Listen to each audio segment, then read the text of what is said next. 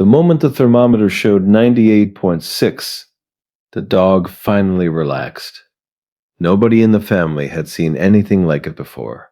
Not once in the years they had kept Goldie, the golden retriever who had come into their home as a puppy and grown into something steady, watchful, and entirely their own.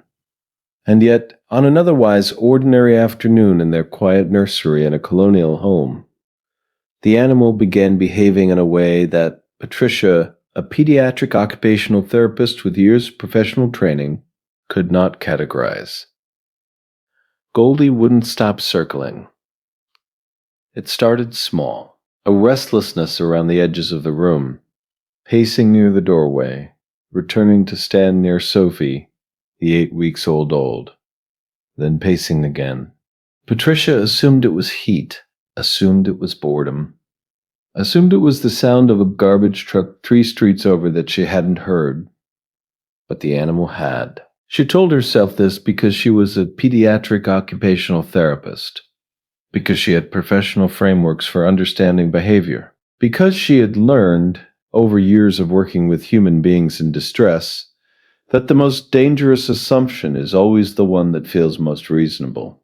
Sophie sat on the living room carpet in a patch of afternoon light, utterly unbothered. The golden retriever planted itself 6 inches from the toddler's side and exhaled through its nose.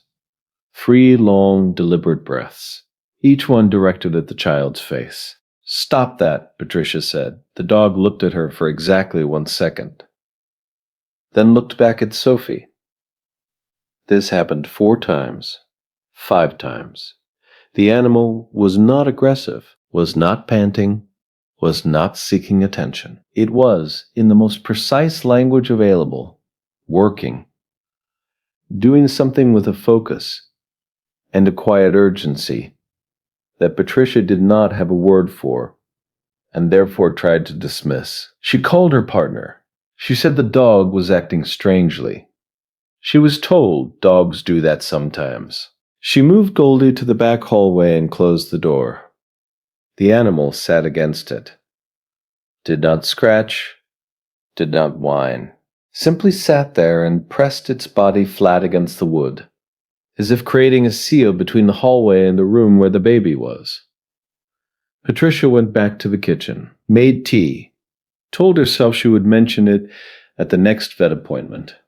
She did not mention it, because 18 minutes later, everything else erased the need. Sophie had been quiet for 6 minutes, which Patricia had registered as peaceful, when the sound from the baby monitor shifted.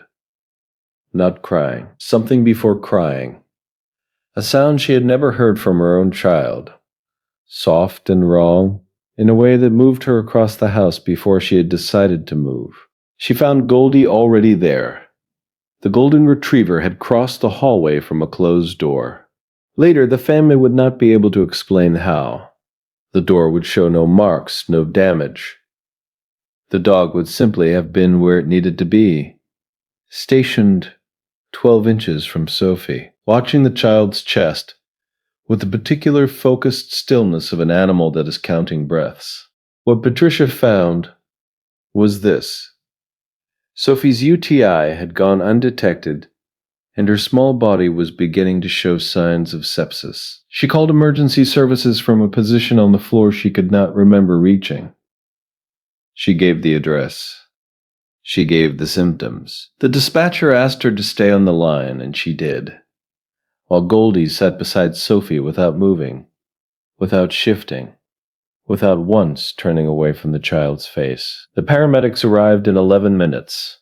The lead paramedic, 6 years working pediatric response, knelt beside the child and looked up at Patricia and said something she has not been able to repeat out loud without her voice breaking.